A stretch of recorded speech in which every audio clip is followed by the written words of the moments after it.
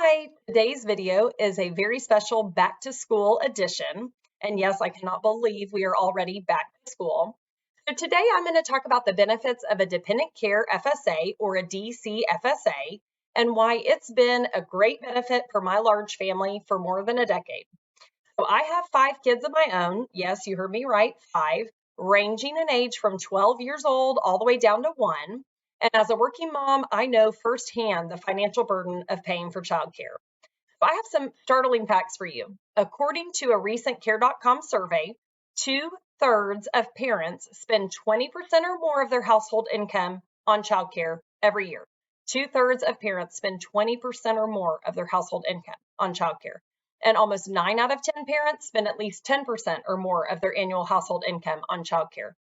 These figures have increased even quite substantially since last year, since 2022, and they're expected to continue increasing. And the statistics that I'm sharing with you really confirm to me why every employer should consider offering a Dependent Care FSA, and every employee with children or elder care expenses should consider participating in it.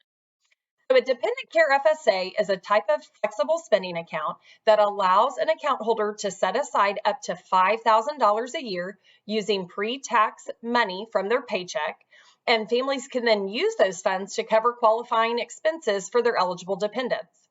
After your dependent receives care, you can simply submit the claim to your FSA vendor for reimbursement with your own tax-free dollars.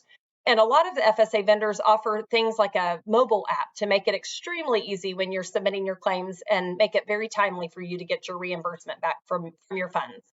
Essentially, you can pay for your first $5,000 in childcare costs every year tax-free through a DCFSA. And here's a tip. When you are going to first set up the amount that you want to contribute to your DCFSA, you will want to be sure you estimate your dependent care needs for that upcoming year as closely as possible. And then be sure to use up all of your funds by the end of the year. And that's because any unused funds will not roll over to the next year. So what are some examples of eligible dependent care expenses that you can use your funds on?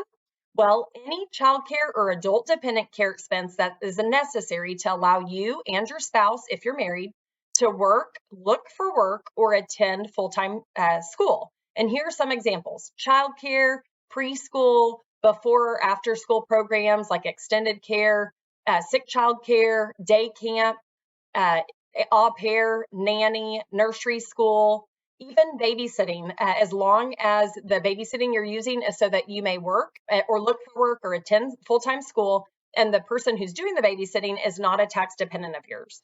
And then you can also use the funds on adult daycare centers, dependent or elder care, senior daycare. And one other note I'll make is you cannot use it for private school tuition for grades K through 12, but you could use it for before or after school care at those places as well. More details on eligible expenses can be found on the IRS website and really through any major DCFSA vendor. For a full comprehensive list or other FAQs, I suggest you check that out. And if you'd like other information, please reach out to us here at Lone Star Benefits, and we will be very happy to guide you further. So here's to wishing you a safe, smooth, and very happy back to school.